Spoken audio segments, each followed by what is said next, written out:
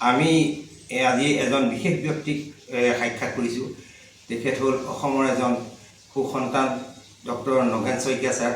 তেখেত গোলাঘাটত আহি উপস্থিত হৈছে আৰু এই সুযোগতে তেখেতৰ পৰা আমি দুটামান কথা আমি জানিবলৈ চেষ্টা কৰিম।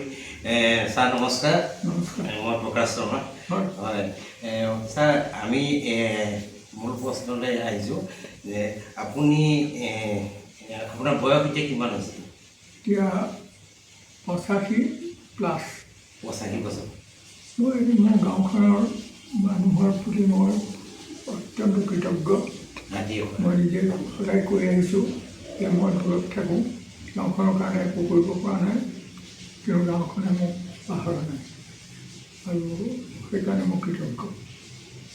আৰু ছাৰ, অসমৰ সাম্প্ৰতিক পৰিস্থিতিৰ ওপৰত আপুনি কি মন্তব্য কৰিব?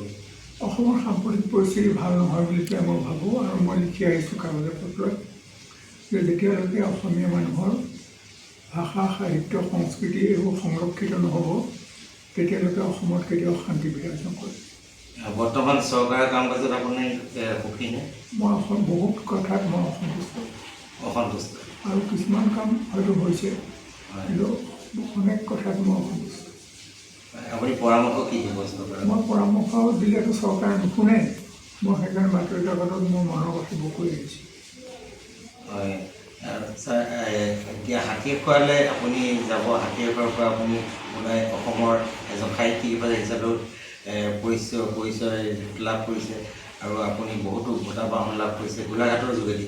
গোলাঘাটৰ সম্পৰ্কত আপুনি কি মন্তব্য কৰিছে? গোলাঘাট মোৰ নিজৰ সেই জন্মভূমিৰ এটা অংশ।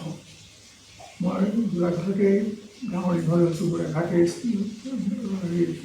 জিলাখনতে তেতিয়া মহকুমা আছিলে আৰু হাতীখোৱা মানে গোলাঘাটৰ একেবাৰে সমীপৰ এখন গাঁও আৰু গোলাঘাটৰ ওপৰতে সদায় নিৰ্ভৰশীল হৈ আহিছে। গতিকে আমি গোলাঘাটক এৰি পেলাই গাঁওখন নিজে অকলে বৰ্তি থকা নাই। গোলাঘাটখন দেখা গৈছে গুৱাহাটীৰ ফালৰ পৰা আহিলে মানুহে যোৰহাটক বেছিকৈ গুৰুত্ব দিয়ে, কাৰণ গোলাঘাটৰ এটা চুকত আছে। গোলাঘাটৰে বহুতো সুসন্তান জন্ম হৈছে, অসমৰ বহুতো সুসন্তান, যিখিনি মানুহে অসমৰ তথা দেশৰ গৌৰৱ কৰিবলৈ সক্ষম হৈছে। আৰু গোলাঘাটক হয়তো বহুতে অনুভৱ কৰিছে যে গোলাঘাটক বহু ক্ষেত্ৰত পিছুৱাই ৰখা হৈছে আৰু গোলাঘাটখন কেনেদৰে সজাব পাৰি, আপুনি সেই সম্পৰ্কত কিবা ক'বনে? মই ভাবোঁ যে গোলাঘাটৰ মানুহ আমি নিজে সচেতন হ'ব লাগিব, সজাগ হ'ব লাগিব আৰু যিহেতু এই মূল যিটো ৰাস্তা, মূল পথ, সেই পথটোৰ পৰা অকণমান আঁতৰত আছে, সেইকাৰণে মানুহ চিধা যোৰহাটলৈ বা অন্যলৈ গুচি যাবলৈ সুবিধা পায়। এইফালে ৰাস্তা পদূলিও ভাল হৈছে, এতিয়া লাহে লাহে ভাল হৈছে। মই সেইকাৰণে ভাবোঁ যে গোলাঘাটে তাৰ কাৰণে দুখ কৰাৰ কোনো কথা নাই।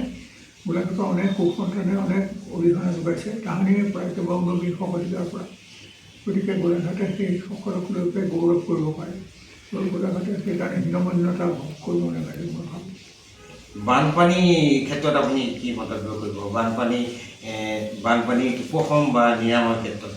বানপানী যেতিয়ালৈকে ব্ৰহ্মপুত্ৰক নিয়ন্ত্ৰণ নকৰিব, যেতিয়ালৈকে সোৱণশিৰিৰ নিচিনা বান্ধবিলাক বন্ধ নকৰিব, তেতিয়ালৈকে অসমৰ বানপানী কেতিয়াও নিয়ন্ত্ৰিত নহয়।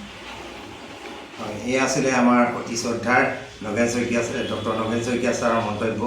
আৰু তেখেতক আমি আজি লগ পাই বহুত আনন্দিত হৈছোঁ, কিয়নো